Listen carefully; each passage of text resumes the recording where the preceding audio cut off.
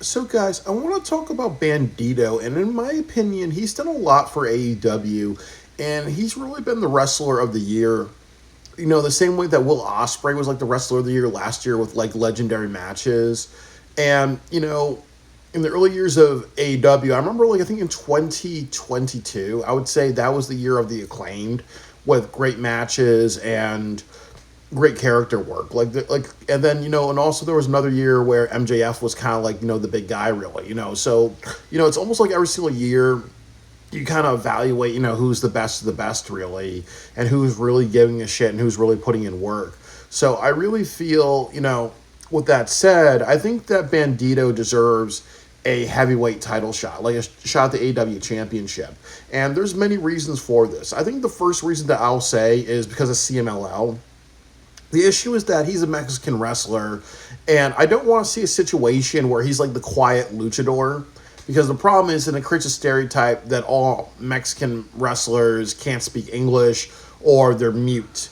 So you need to have him maybe in a promo saying like what this means to him. I think the next thing that I would say is also with that said, when you saw Mascara Dorada, he did a hell of a match with Okada last night. So you don't want to be in a situation where it's almost like, CMLL wrestlers or luchador wrestlers usually lose every single match, because that's been a pattern in AEW. Like Mordos loses a lot.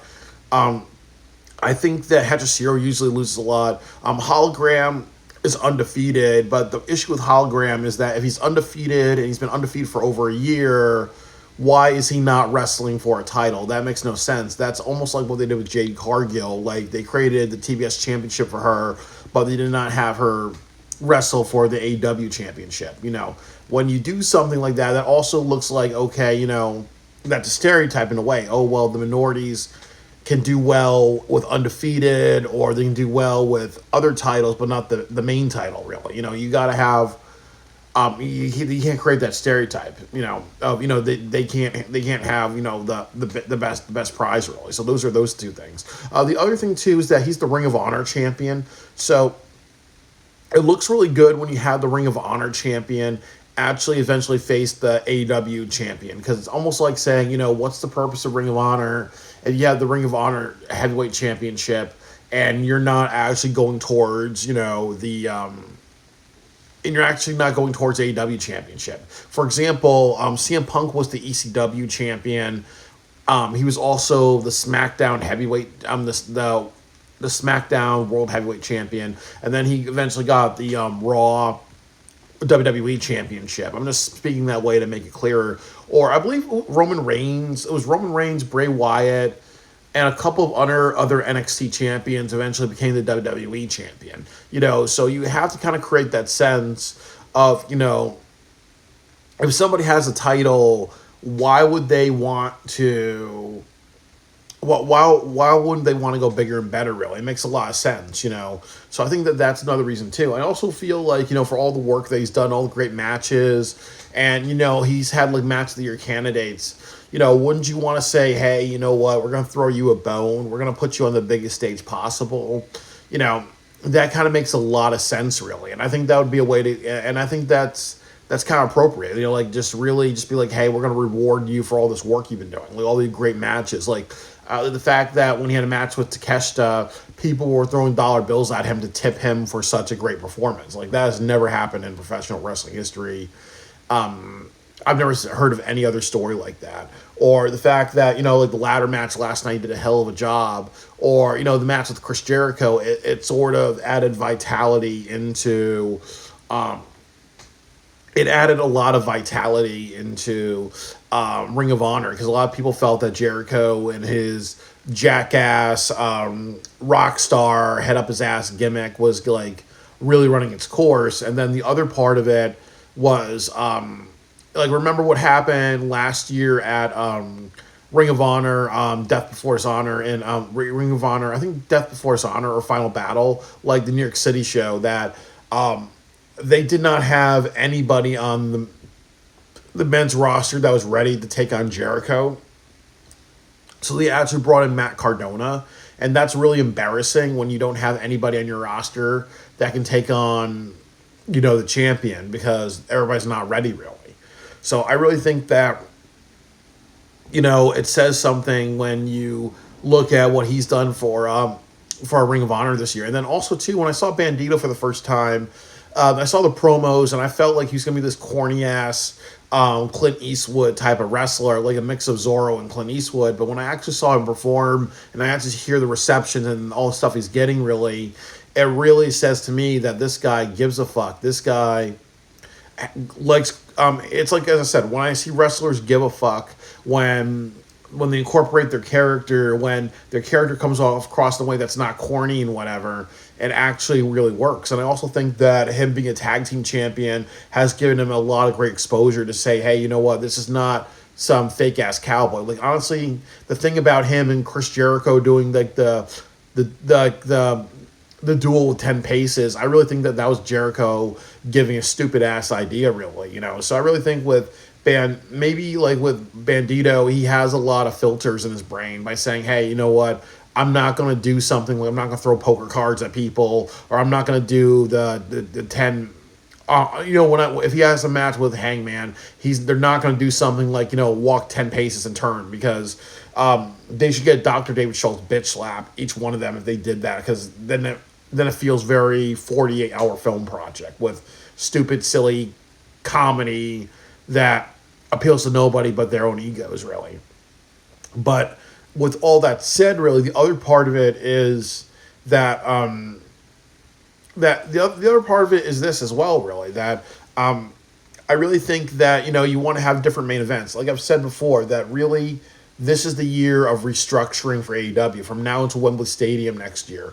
Bandido being at Wembley Stadium would be something, really. So I think to myself, would you want to experiment? Would you want to have something like Bandido at World's End, Wrestle Dream, Full Gear, try to do something a little different?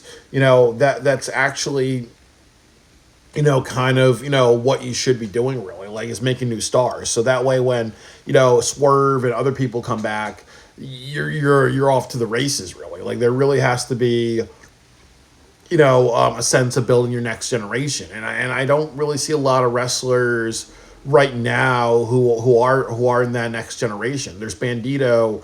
For a while, in my opinion, it was Anthony Bowens, but it was because he got bad booking, and now they're trying to reform the Acclaimed.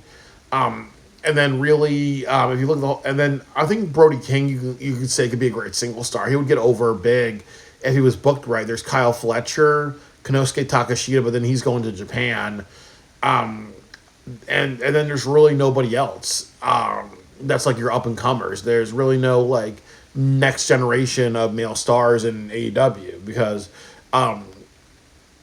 because Powerhouse Hobbs could be one of those, but he's lost on the roster. For a while it was Jack Perry, but now they're forming Jurassic Express. You have Luchasaurus, now he's part of Jurassic Express instead of like his own group, really. So I really think that in some cases they've made a bunch of mistakes in building their next generation. Like, they really need to find, the best, really. And I think that right now they probably have a lot of tag teams, but they don't have a lot of like single stars, So I really think that they have to kind of really look at who they have and just say, hey, you know what? Maybe this person works well as a single star.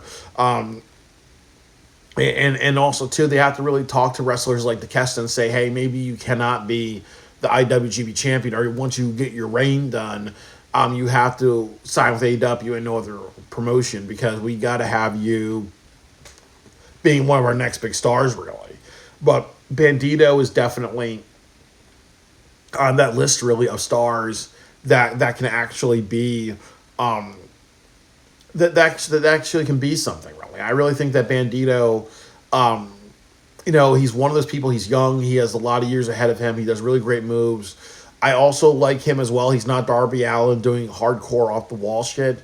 He knows how to have great performances. He knows when enough is enough, really. I also think that another thing about Bandido is the last thing is Arena Mexico. There's a lot of people saying that Forbidden Door should be in Arena Mexico. There's a lot of people who really want to see like a Mexican pay-per-view. And then also, too, if you want to rival WWE, wouldn't it be cool to see Bandido versus Hangman Adam Page in Mexico? Just to really say, with all like the xenophobia and all the issues with racism and prejudice and Patricia Clark.